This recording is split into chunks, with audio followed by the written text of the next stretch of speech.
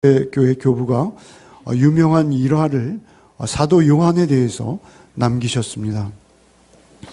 사도 요한께서 나이가 들어 기력이 쇠해 가시면서 에베소 교회에서 설교하셨는데요. 말씀을 전하셨는데 점점 이제 기력이 쇠하셔서 설교를 하러 나오시면 다른 말씀 안 하시고 아이들아, 이 사도 요한 사도께서 늘 부르시는 그 호칭, 아이들아 서로 사랑하라, 그 말씀만 하시고 내려가시는 거예요.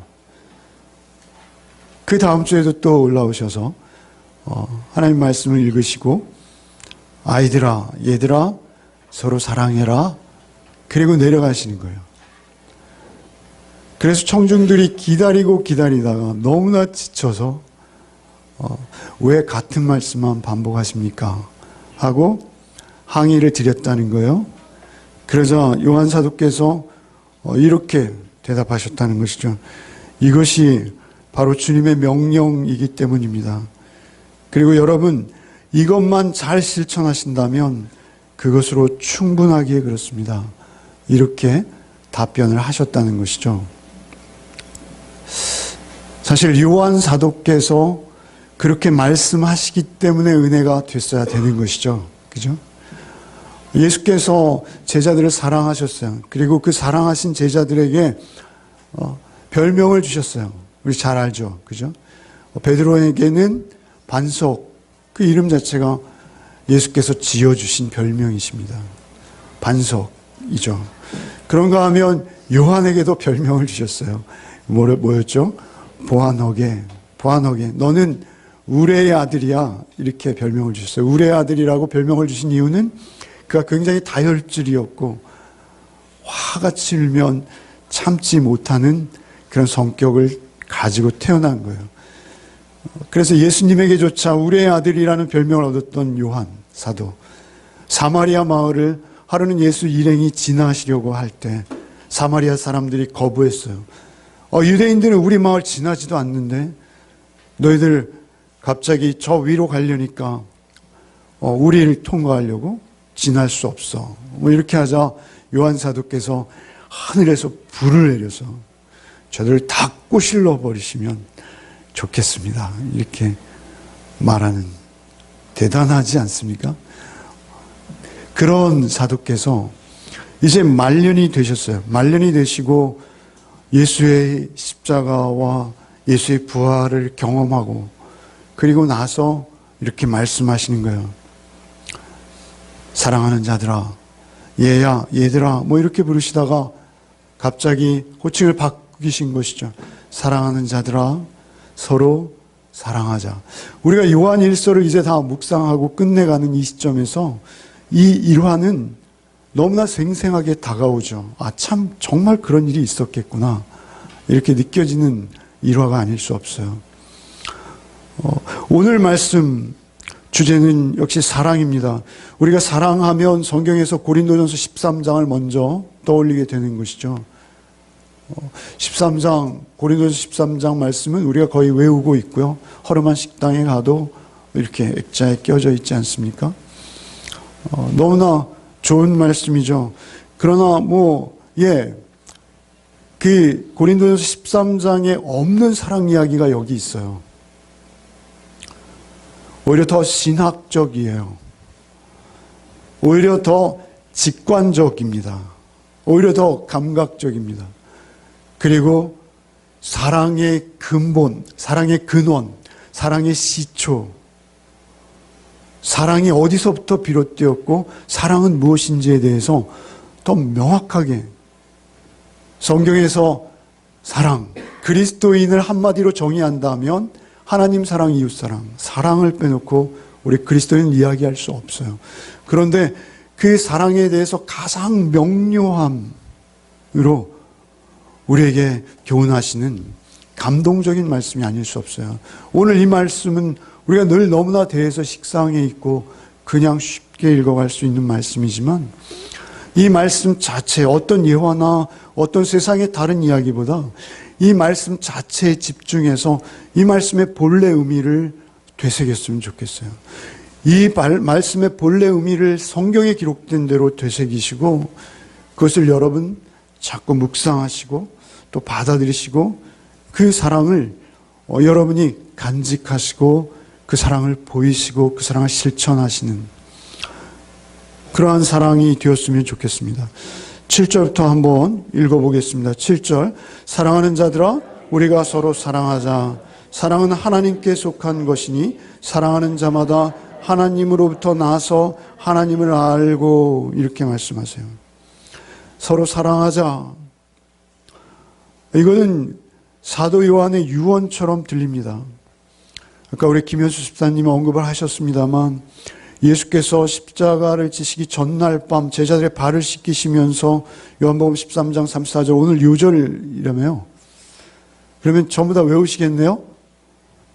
저를 보시고 한번 해보겠습니다. 새 계명을 너에게 주노니 서로 사랑하라. 그게 끝인가요? 내가 너희를 사랑한 것 같이 너희도 서로 사랑하라.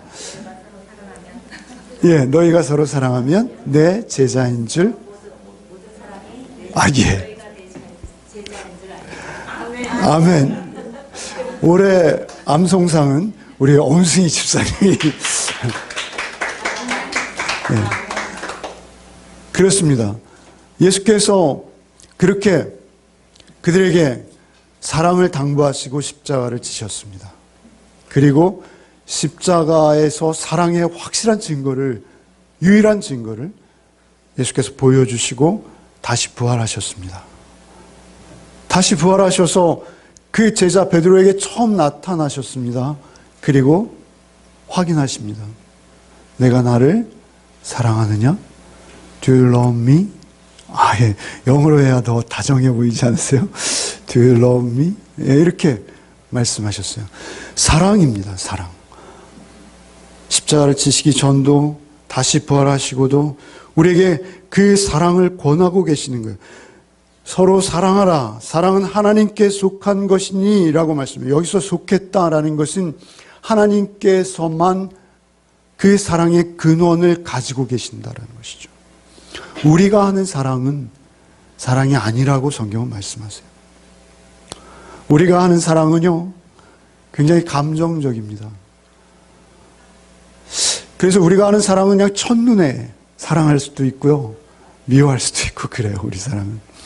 그런가 하면 우리의 사랑은 늘 말씀드리지만 만약의 사랑이고 때문에의 사랑이에요. 그래서 만약에 내가 나에게 이렇게 매일 다정하게 미소 지어지고 웃어준다면 너가 부자이기 때문에 너가 좋은 가문, 좋은 출신, 좋은 학벌이기 때문에 우리의 사랑은요, if 아니면 because 이렇게 표현되는 것이죠. 우리의 사랑은 항상 뭔가 이유가 있어서 그 사랑받기에 합당할 만한 자를 사랑하는 것이죠. 그런데 하나님의 사랑은 그렇지가 않습니다. 우리 인간의 사랑과는 전혀 다른 거예요. 불구하고의 사랑인 것이죠. In spite of라고 제가 늘 말씀드렸습니다. 우리가 연약할 때, 우리가 죄인 되었을 때 참으로 추하고 못나고 아름답기는커녕 우리의 모습이 누구에게 드러낼 수 없을 정도의 그런 우리의 내면을 잘 아시는, 우리의 중심을 잘 아시는 주께서 그럼에도 불구하고 우리를 사랑하신 거기 때문에 사랑은 하나님께 속한 것이니 이렇게 말씀하시는 거예요. 여기서 지금 사랑하는 자들아 우리가 서로 사랑하자. 사랑은 하나님께 속한 것이니 하나님께만 있다는 거예요. 하나님께 속한 것이니 사랑하는 자마다 하나님으로부터 나서 하나님을 알고 이렇게 말씀하세요. 사랑하는 자는 두 가지 조건이 있는 거예요. 그것은 무엇이냐면 하나님께로 나서, 여기서 낳다는 것은 어머니가 아이를 잉태하고 그리고 아이가 탄생하는 그 낳음을 말하는 거예요. 본이거예요, 본. 사랑하는 자는 하나님으로부터 출생한 것이죠. 하나님으로부터 출생하지 않으면 사랑할 수 없다는 거예요. 사랑은 아무나 하나라는 것이죠. 사랑은 하나님으로부터 나와야 된다는 것입니다. 두 번째는 무엇입니까? 하나님을 알아야 된다라고 말씀하세요. 안다라는 건 히브리인들에게 있어서 아는 것은 지식적인 습득만을 이야기하는 게 아닙니다. 부부가 서로를 경험하는 것처럼 그렇게 아는 것을 말하는 것입니다. 사랑하는 자는 반드시 하나님께로부터 나와야 돼요. 중생, 거듭남이라는 것입니다. 그렇게 새롭게 새 생명을 받은 자, 그가 하나님을 알 때 그가 사랑할 수 있다, 이렇게 말씀하시는 것이죠. 그래서 이 본문은 너무나 깊은 의미를 가지고 있어요. 사랑하는 자들아 우리가 서로 사랑하자. 사랑은 하나님께만 속한 것이니 사랑하는 자마다 하나님으로부터 나서 하나님을 알고, 이렇게 말씀하시는 거예요. 사랑은 하나님에부터 시작되었고 하나님으로부터 말미암아서 하나님으로부터 태어나고 하나님을 아는 자만 할 수 있다. 8절 말씀 같이 읽겠습니다. 사랑하지 아니하는 자는 하나님을 알지 못하나니 이는 하나님은 사랑이심이라. 사랑하지 아니하는 자는 하나님을 알지 못하나니 이는 하나님은 사랑이심이라. 하나님은 사랑이다. 여러분, 굉장히 익숙한 구절이죠. 어느 교회 앞에 강단 뒤에 쓰여 있는 구절입니다. 그 교회가 굉장히 큰 교회죠. 그런데 그 교회가 법정 소송에 지금 휘말려 있어요. 그것은 무엇을 의미하는 것이죠? 사랑하지 아니하는 자는 하나님을 알지 못하나니 이는 하나님은 사랑이심이라. 사랑하지 않는 자는 하나님을 아는 자가 아니라는 것입니다. 최소한 하나님을 안다면 사랑하지 않을 수 없다는 거예요. 서로 사랑하는 것이죠. 서로 사랑한다는 것은 쌍방 간의 사랑이라는 것입니다. 최소한 우리 성도들 간에는 서로 사랑인 것입니다. 여러분, 싸움도 손뼉이 마주쳐야 된다, 뭐 이런 말 우리 하잖아요. 사랑도 말이죠, 서로 사랑할 때 사랑이 되는 것입니다. 그런데 그 서로 사랑할 때 거기에 하나님이 함께 하시는 거예요. 8절 말씀, 9절 말씀 한번 읽어보겠습니다. 하나님의 사랑이 우리에게 이렇게 나타난 바 되었으니 하나님이 자기의 독생자를 세상에 보내심은 그로 말미암아 우리를 살리려 하십니다. 하나님의 사랑이 우리에게 이렇게 나타난 바 되었으니, 사랑은 우리에게 없는 거였어요. 사랑을 우리는 몰라요. 그런데 그 사랑이 어느 날 갑자기 나타난 거예요. 갑자기. 저게 사랑이네? 저런 사랑도 있네? 아니, 저게 진짜 사랑이구나. 이렇게 나타났다. 여기서 이렇게 나타났다라고 표현하는 이 표현은 우리의 역사 속으로 주께서 찾아오신 것을 말하는 것입니다. 헬라어로는 파네로라는 숨겨졌던 것이 드러나는 무명한 존재가 유명해지는, 그런데 이것은 그냥 관념적이나 철학적으로가 아니라 어느 날 정확히 우리는 알고 있어요. 그날을. 그죠? 역사적으로 그날을 규명하지는 못해요. 못했더라고요. 그럼에도 불구하고 우리는 그날이 반드시 있었다는 것을 알고 있어요.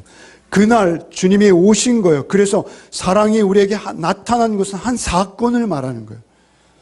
우리는 그것까지 경험적으로 이해할 수 있어야 되는 것이죠. 오늘 본문에는 뭐라 하십니까?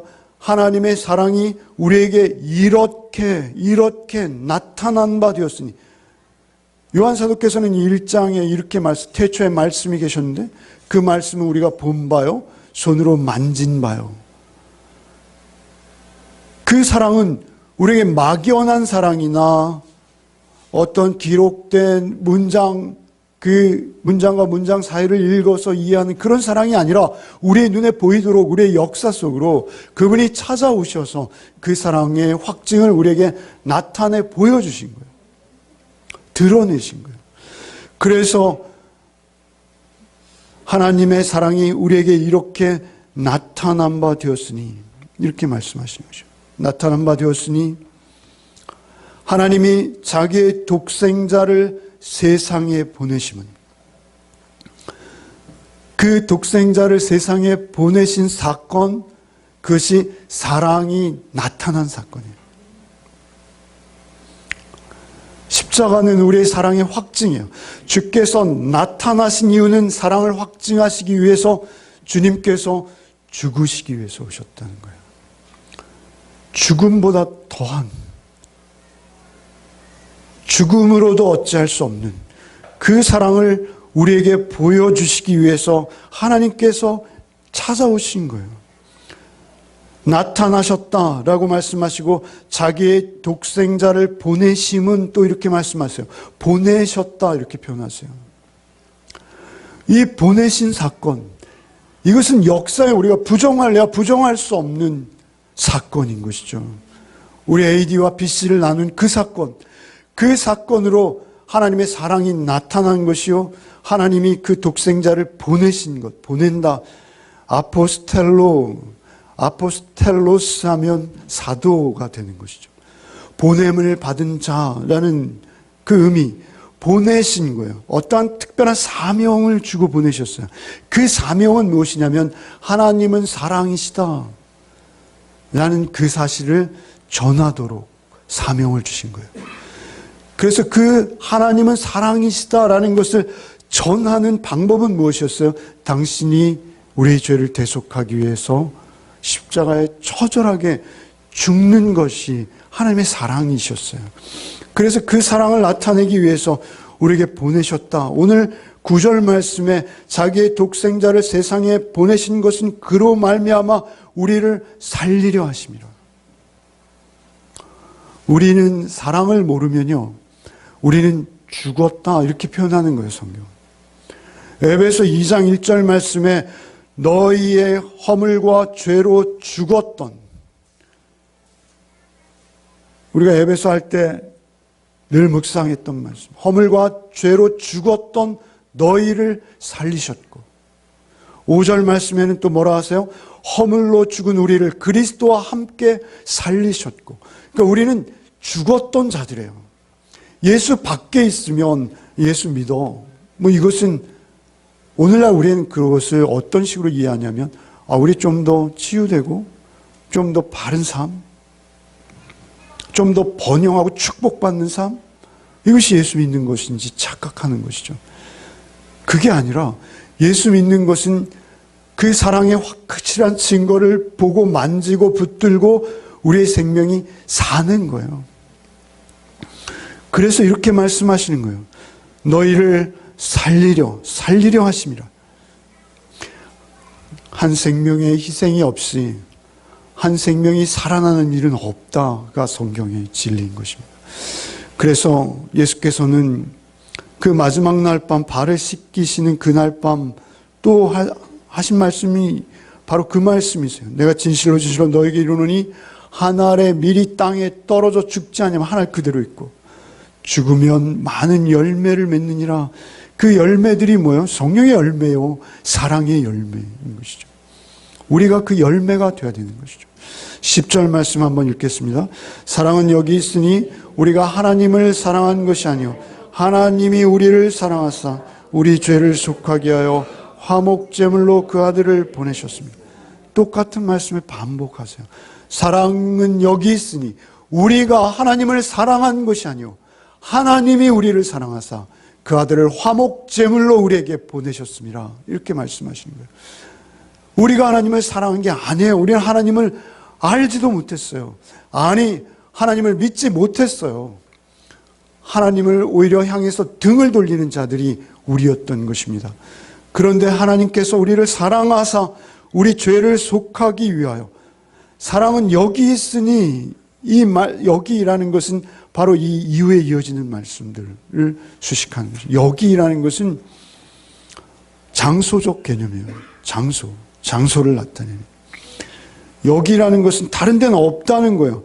사랑의 출처, 사랑의 기원, 사랑의 본질, 그것은 마구간과 십자가와 부활 속에만 있다는 거예요. 그 사랑, 우리를 사랑하사 우리 죄를 속하게 하여 화목 제물로 그 아들을 보내셨. 아들을 보내시되 하나님께서 아들을 보내신 것은 말이죠. 크리스마스 때 우리에게 선물을 주기 위해서 보내신 것이 아니라, 아니요, 선물 맞죠. 그 선물은 생명이라는 거예요. 그래서 화목 제물로 보내신 거예요. 화목 제물로 보내신 거예요. 제물은 피를 흘리고 죽는 거예요. 사랑은 그런 것입니다. 화목 제물. 여러분, 우리의 죄는요, 누군가를 피 흘리게 한 게 죄예요. 여러분, 우리의 죄는 특별히 가장 죄를 많이 주고받는 사이가 누군지 아세요? 부부.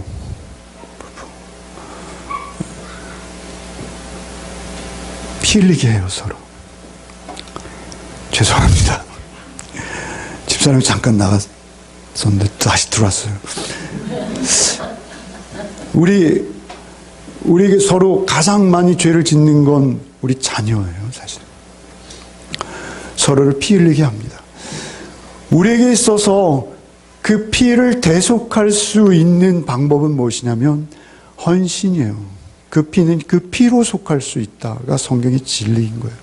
그래서 예수께서는 오셔서 피 흘리시는 화목제물로 오신 거예요. 하나님과 우리 사이를 화목하게 하시는 제물로 예수께서는 오신 거예요. 그러니까 성탄에 예수께서 우리에게 오신 것은 죽으러 오신 거예요.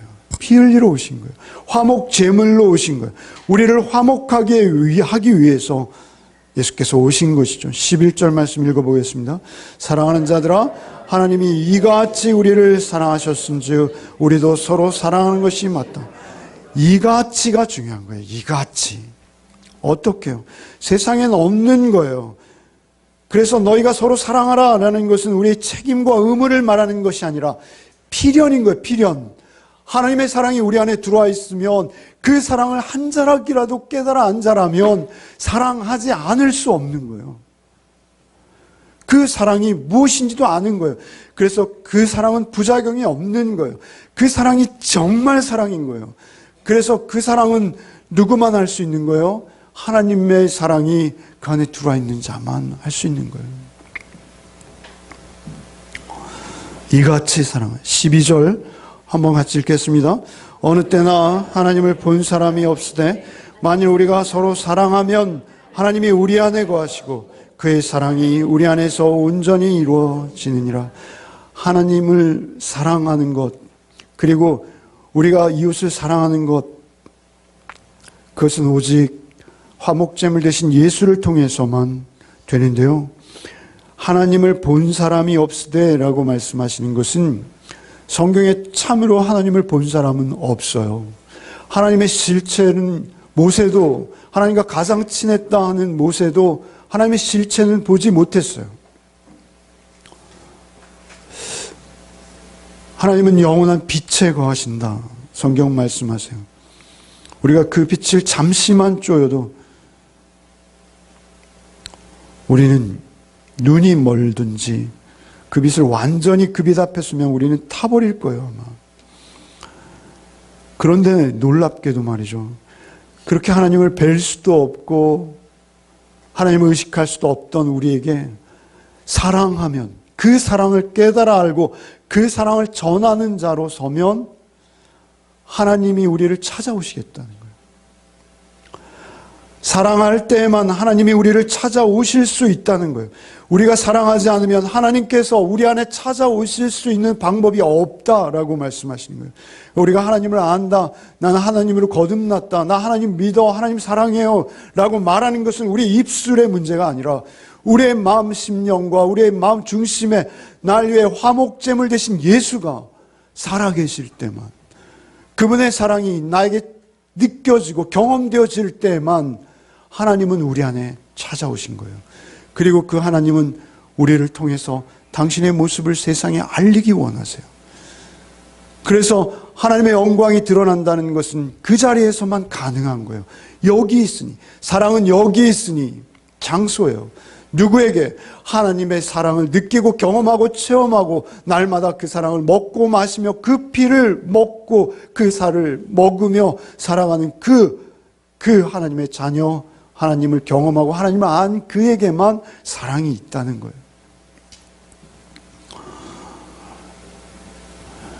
그 사랑이 우리에게 있어야 할 줄 믿습니다.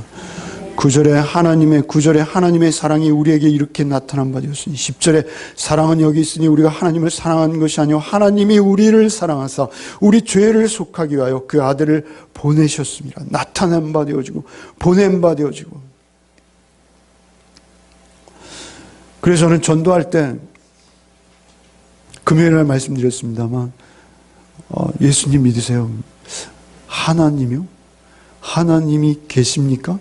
저한테 한번 보여주세요. 그러면 저는 늘 하는 말씀이 전도 훈련을 잘 받아서 하나님은요 공기와 같으세요. 그래서 이 공기 눈에 보이십니까? 안 보이시잖아요. 그러나 우리가 그 공기 없으면 바로 죽습니다. 하나님 그런 분이세요. 이렇게 설명을 했었죠. 그런데 그게 아니라는 겁니다. 이렇게 말해야 된다는 거예요. 우리 열매 맺는 교회 한번 와보세요. 여기 사랑이 있어요. 하나님 사랑이에요. 이렇게 말해야 된다는 거예요. 여러분 좀 찔리시죠? 우리 그렇게 사랑해야 되는 사이 맞아요. 우리는 그렇게 사랑해야 됩니다. 예배 시간에 잠깐 보고 흩어지는 그럼에도 불구하고 우리의 마음에는 서로를 향한 사랑이 서로에게 있어야 돼요. 그래서 교회는 하나님 보고 다니는 곳이지 사람 보고 다니는 곳 아니야. 우리가 이렇게 많이 말했지만 사실은 이런 말 하면 안 되는 거예요. 사람들 사이에 있는 그 사랑이 하나님의 현존이라고 오늘 본문은 우리에게 분명히 말씀하시는 거예요. 나보다 너를 먼저 생각하고 너를 먼저 배려하는. 그래서 하나님 사랑, 이웃 사랑은요 한 계명, 두 계명이 아니라요 한 계명이에요. 한 계명.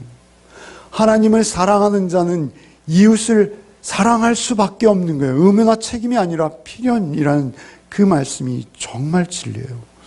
하나님의 사랑이 여러분 안에 있고 녹아져 있다면 여러분은 사랑할 수밖에 없는 존재로 이미 바뀌어 있는 거예요.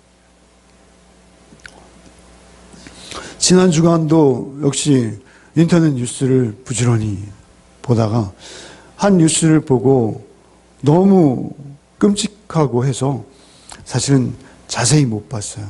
대충 봤어요. 무슨 이야기였냐면 아들이 자기 어머니를 죽인 사건이었어요. 아들이 자기 어머니를 죽였어요. 그리고 판결을 받았는데 20년형이 구형된 거예요. 그래서 그 20년형이 구형된 거에 대한 댓글을 제가 너무 기사를 얼핏 보고 예화를 드리면 안 되겠다 싶어서 일부 예배 끝나고 들어가서 검색을 해봤어요. 그랬더니 자식이 부모를 죽인 경우도 있지만 부모가 자식을 죽인 경우도 많더라고요. 댓글에. 그런데 자식이 부모를 죽이게 된 사연은 그랬어요. 대충 읽었지만 제가 읽은 게 정확하다면 그 아들이 40세가 되도록 직장도 구하지 못하고 또 직장 구하면 바로 나오고 그래서 집에서 늘 술에 취하고 TV만 보는 거예요. 어미의 심정이 얼마나 답답하겠어요. 그래서 어머니로서 그에게 말을 한다는 것이 그의 목을 핥히고 졸랐다고 해요. 제가 본 기사대로 하면 그래요. 그래서 그 아들이 그 어머니를 폭행한 것이죠. 의자를 들어서 때리고 그래서 어머니가 피범벅이 되고 그래서 어머니가 아들아 빨리 도망해라. 네 옷에 피가 많이 묻었으니 옷을 갈아입고 도망해라. 이렇게 말했다는 거예요. 그런 말이 어떻게 알려졌을까? 아마 수사 과정에서 재판 과정에서 아들이 밝힌 거겠죠. 그 장면을 본 자는 아들밖에 없을 테니까요. 어머니의 사랑이 절절하죠. 어머니의 사랑이 정말 체감되어지는 사건이에요. 그럼에도 불구하고 그 아들 또한 어머니를 사랑하지는 않았을까요? 애처로운 것은 제가 너무나 그 기사 얼핏 보아도 뇌리에 제가 박혀버렸어요. 그 누나가 둘이 있는데 그 누나 둘은 그 아이의 무죄를 청원했어요. 법정에다가. 그러니까 그 누나 둘이 그렇게 막 나가는 아들만은 아니었다는 것을 증거하고 있는 것이죠. 그냥 우리 주변에 있을 수 있는 일이라는 거예요. 그렇게 피 흘리고 있는 부모를 놔둔 채, 엄마를 놔둔 채 그 아들은 정말 옷을 갈아입고 도망갔어요. 그리고 병원에 연락하는 시간이 지체돼서 어머니는 죽었고요. 그 아들이 20년 동안 그 감옥에서, 차디찬 감옥에서 그 어머니의 마지막 말이 계속 뇌리에 남아있지 않겠어요? 그 홀로 그 감방에서 20년을 말이죠. 그 어머니를 계속 생각하는, 오히려 말이죠. 그 기사와 함께 지난주에 또 우리를 놀라게 했던 기사는 면회 다녀오다가 불행을 당한 끔찍한 사건이었어요. 저도 아들이 있고 면회를 다녀온 적이 있습니다. 경험해보지 않으면 그 기사가 어떤 의미인지 모르실 거예요. 그 기사를 보면서 어찌 이런 일이 참으로 끔찍하구나. 세상에 이거보다 더 끔찍한 일은 없을 거야 라고 여겼는데 아니에요. 그거보다 더 끔찍한 일은 오히려 그렇게 헤어지면 오히려 행복한 거예요. 우리가 사랑하면서 헤어져도 부족한데 우리가 서로 미워하고 서로 말이죠. 우리 사랑하는 방법을 모르는 거예요. 엄마로서는 그 아들이 빨리 술 그만 먹고 TV 그만 보고 일어나서 세상 사람들이 다 가는 그곳으로 가주기를 바랬던 것이죠. 그게 어머니로서의 사랑 표현인 거예요. 그런가 하면 자식은 또한 자식대로 고민이 있었겠죠. 우리의 사랑은 그렇게 서툰 거예요. 서로 사랑해야 될 우리가 서로 사랑하기는 했는데 자신의 방식대로 사랑한 거예요. 얼마나 무섭고 끔찍한 일인지요. 우리가 똑같은 공간에 살고 있어요. 사랑은 여기 있으니 라고 말씀하시는, 우리가 여기 살기도 하고 저기 살기도 해요. 그러나 우리가 사는 그곳에 주의 사랑이 없으면 거기가 지옥인 거예요. 주의 사랑이 있으면 거기가 천국인 거예요. 천국과 지옥은 따로 멀리 있는 곳이 아니라 내가 주의 사랑을 가지고 있는지, 세상의 기준으로 사랑하는지가 천국과 지옥을 나누는 거예요. 우리에게 있어서 사랑은 필연입니다. 독생하신 아들을 우리에게 주시기까지 한 그 특별한 사랑을 우리는 늘 묵상하고 그 사랑에 의지해야 돼요. 그래서 고린도전서 13장에 바울 사도께서는 사랑을 규정하시면서 사랑을 화려한 감정이나 어떤 그런 것으로 표현하지 아니하시고 사랑은 뭐예요? 오래 참고 이렇게 시작하시는 거예요. 사랑은 온유하며 시기하지 아니하며 성내지 아니하며, 사랑은 오래 참는 것부터 시작하는 거예요. 사랑은 오래 참는 거예요. 그런데 내가 못 참는다는 거예요. 내 스스로 그것을 참을 길이 없다는 거예요. 그것은 예수께서 나를 참아주셨던 그 사랑, 예수께서 나 같은 것을 참아주신 사랑이 나에게 실제가 되기 전에는 나는 참을 능력이 없다는 거예요. 그 사랑이 여러분에게 실제가 되시기 바랍니다. 그 사랑이 실제가 되어질 때만 우리는 감히 참을 수 있는 거예요. 주님의 그 지독하신 사랑입니다. 그 사랑을 우리에게 품고 있으면요, 누가 이런 말 하더라고요. 사랑을 하면 어떻게 해요? 이뻐져요. 지난주에 누가 우리 딸아이를 보고 그런 말을 하시는 걸 제가 옆에서 들었어요. 이뻐지지도 않았는데 이뻐졌대요. 결혼했잖아요. 저희 딸 결혼한 거 아시죠? 네. 사랑을 하면 이뻐져요. 사랑을 하면 어떤 확연한 변화가 있어요. 우리도 금방 감지할 수 있는 그런 변화들이 있어요. 그렇죠. 저는 제가 일부 예배를 드리고 나서 저희 아들한테 이런 예화를 드리고 나니까 너무 미안한 거예요. 그래서 아들한테 야, 우리 한번 이렇게 허그 하자. 그랬더니 아들이 아빠 사이코예요. 죄송합니다. 즉흥적인 예화입니다. 예. 정말 전 사이코예요.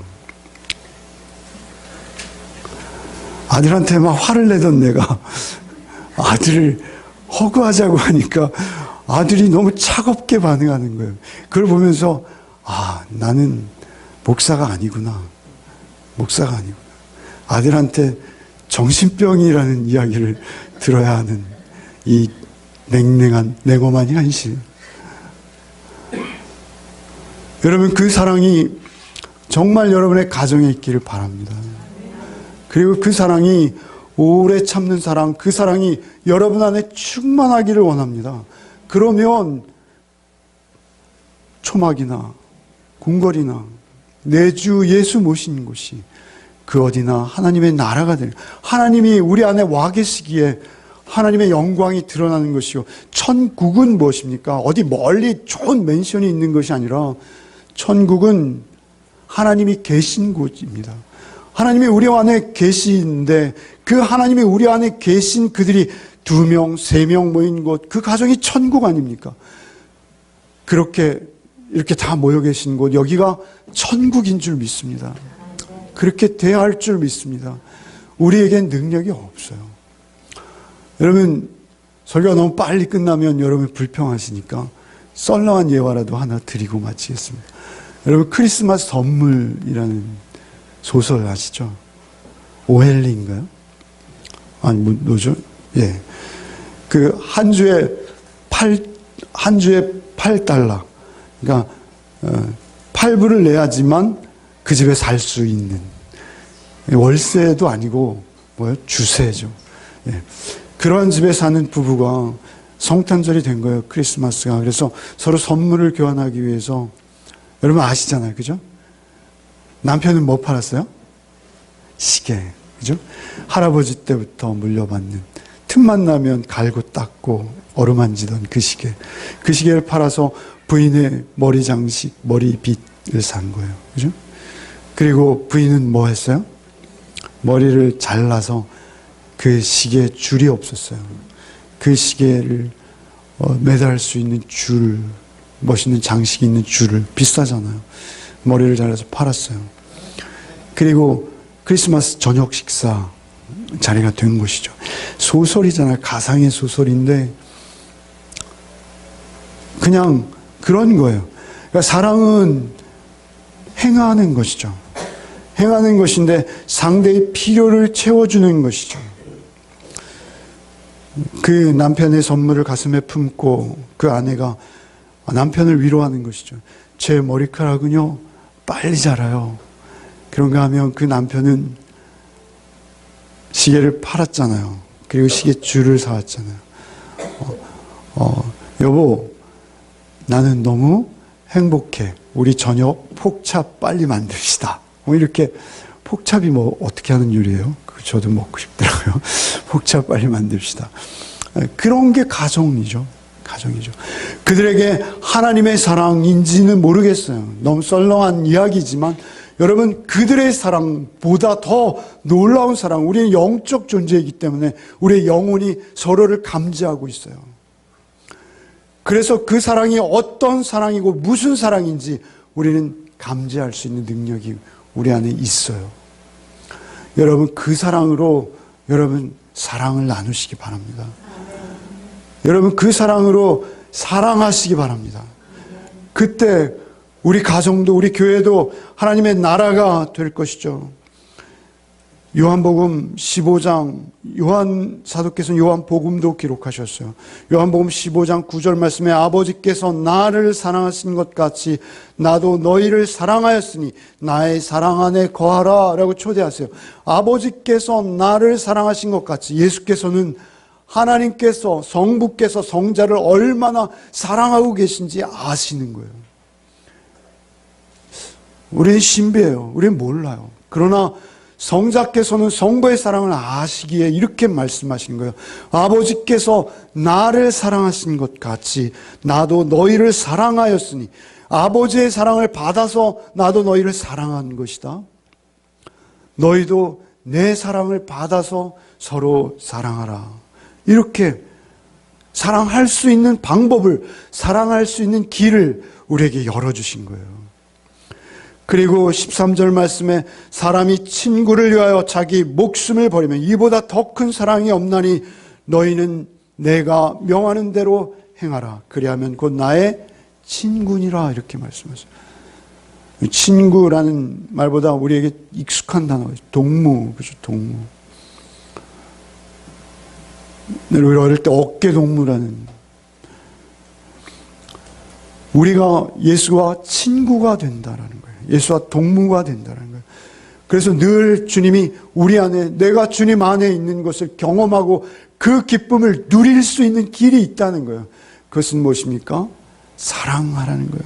아무리 상대에게 유익한 말을 해주고, 아무리 상대에게 도움이 되는 말을 해주고, 내가 생각하기에는 그 상대에게 가장 필요한 것이다라고 여길 수 있겠으나 그것이 사랑이 아니라, 사랑은 예수께서 나를 위해서 자신의 목숨을 버리신 것 같은.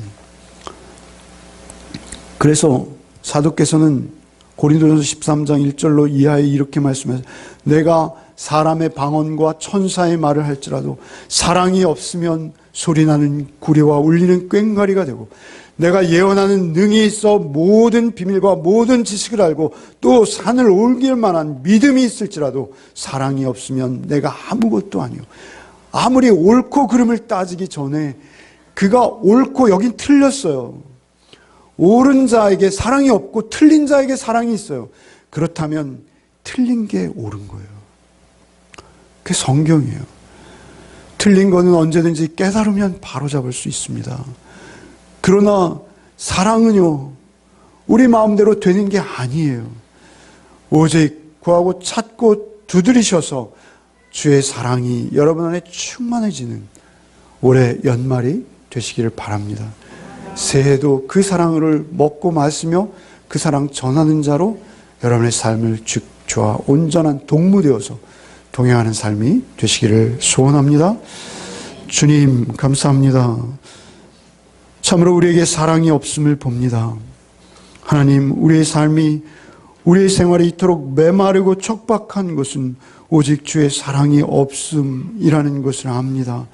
주, 우리를 긍휼히 여기시고 우리를 불쌍히 여기사 오직 그 신비하신 이 같은 사랑, 그 십자가에서 나를 위해 보여주신 그 사랑 알게 하시고, 그 사랑 깨닫게 하시고, 그 사랑 실천하게 하시고, 그 사랑으로 섬기게 하셔서 우리가 사는 이곳에서 하나님의 하나님 되심이 드러나고 하나님이 여기에 함께 하시는 것을 드러내는 영광 우리의 삶 속에 있게 하여 주옵소서. 더욱 사랑하고 더욱 품어내는 우리의 삶, 오직 주 안에만 있음을 잊지 않는 이 연말 되게 하여 주옵소서. 예수 그리스도의 이름으로 기도하옵나이다. 아멘. 이제는 우리 구주 예수 그리스도의 은혜와 하나님 아버지의 독생자를 내어주시기까지 한 그 신비하신 사랑과 성령의 교통, 감화, 충만케 하는 은총이, 오직 사랑은 여기 있으니 우리가 하나님을 사랑한 것이 아니요 하나님이 우리를 사랑하사 그 독생자를 화목제물로 주신 그 사랑 담기를 원하며, 또 연말에 한 주간의 가장 중요한 삶 속으로 흩어지는 우리 가족들 위해 이제로부터 영원토록 함께 계시기를 축원하옵나이다. 아멘.